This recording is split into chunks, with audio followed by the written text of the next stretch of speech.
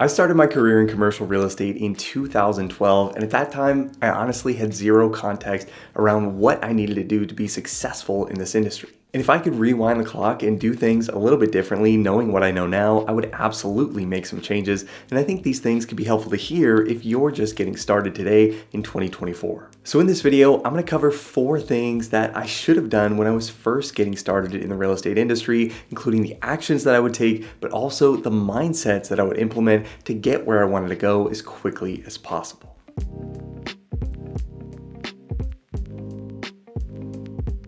So if you're watching this and you don't know me already, my name is Justin Kivell, and I spent about 8 years working in a variety of different companies across the commercial real estate industry in acquisitions roles, asset management roles, brokerage roles, and lending roles. And after working in so many different parts of the business, I decided to start a company called Break Into CRE to help people land jobs in commercial real estate and create the resource that I wish that I had when I was first starting out. And looking back on my time working for other firms, there are a lot of things that I would have done differently if I could go back and do things over again, but I would also change the way I thought about my career overall to make more progress even faster. Now, I made a video on this topic a few years ago that talked through the specific jobs that I would have taken and an overall career strategy that I would have followed, and I'll link that in the description below. But in this video, I want to share more about the general principles that I wish I would have implemented that could have saved me a lot of time and a lot of frustration as I was making my way in the industry. And the first thing that I would tell my 22-year-old self is to get to your target city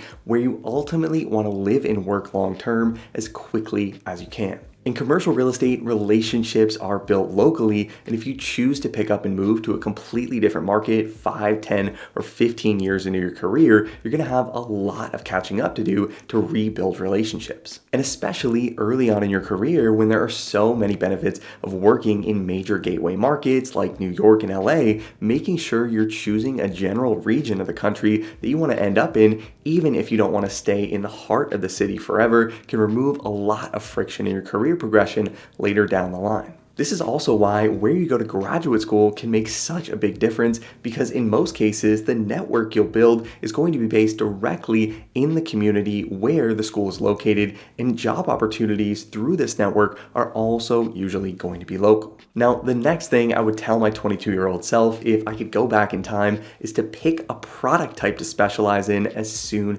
as possible. A lot of people start out in the business not knowing what they want to focus on, and that's totally okay. But if that's the case for you, I often recommend roles where you can be exposed to all different kinds of real estate, which is often the case in debt and equity placement roles or general lending roles where you're underwriting deals on behalf of a bank or insurance company. If at all possible, I would also try to specialize within a product type itself, becoming an expert in a niche asset class like affordable housing, medical office buildings, data centers, or any other property type that requires very specialized knowledge that not many people have. Having a rare and valuable skill set can open up a lot of leadership opportunities that just wouldn't be available to you when working in more crowded parts of the industry like market rate multifamily or industrial. And as a result of this, this can also help you earn a lot more money within an established company. And if you decide to go out on your own, specializing in a niche asset class also significantly shrinks the buyer pool, allowing you to stand out more in the market when competing for deals to add to your own real estate portfolio.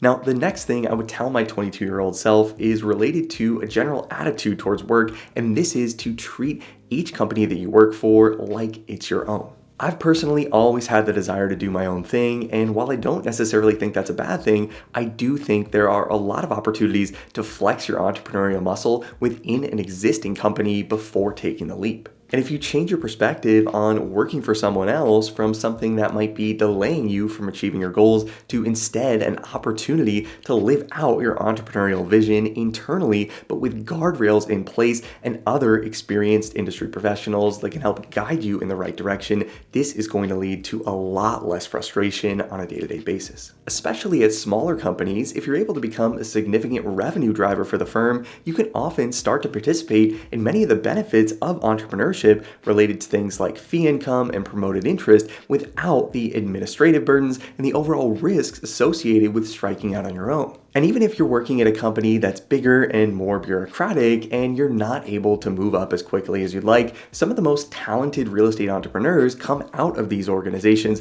And by pushing the envelope and trying to get things done internally, when someone else from the firm that might be more experienced or more well capitalized decides to strike out on their own, you're likely going to be on their short list to help get the business off the ground. Now, the final thing I would tell my 22-year-old self is related to relationship building, and this is to go to as many real estate events as you can early on in your career. As you get older, it becomes harder and harder to go to every single event that might be going on in your city as responsibilities related to family start to pile up. But when you're 22 and fresh out of college, you have the opportunity to fill up your calendar with events and meetups and work to build relationships with as many people as you can. Especially if you can get involved with a group like ULI or NAIOP, go to their local networking events, and even get involved with their young leaders groups, which are usually available for young industry professionals under the ages of 30 or 35. This is going to allow you to build a tight-knit community of people that can help you move your career forward and find new job opportunities, but also expose you to potential business partners that you wouldn't otherwise have had access to. And even if you don't have a local chapter of ULI or NAIOP close by, just start a group of a handful of your peers to meet on a weekly or a monthly basis to talk through what each person is working on, the challenges each person is running into at the office, and what each person is looking to do over the long term. Again, this creates a tight-knit community and allows you to build real, long-lasting relationships and ultimately leverage each other's networks in the future to the point where when you're in your 30s and your 40s, you'll be able to confidently go into just a small handful of events each year and know exactly who you need to meet with and what you need to talk about. So if you're just starting out in this industry, I hope this gives you some things to think about in the first few years of your career. And if you are looking to break into the business and you want to make sure you have the skills you'll need to land an analyst or associate role at a top commercial real estate firm, as always, make sure to check out our all-in-one membership training platform, Break Into CRE Academy. A membership to the Academy will give you instant access to over 120 hours of video training on real estate financial modeling and analysis.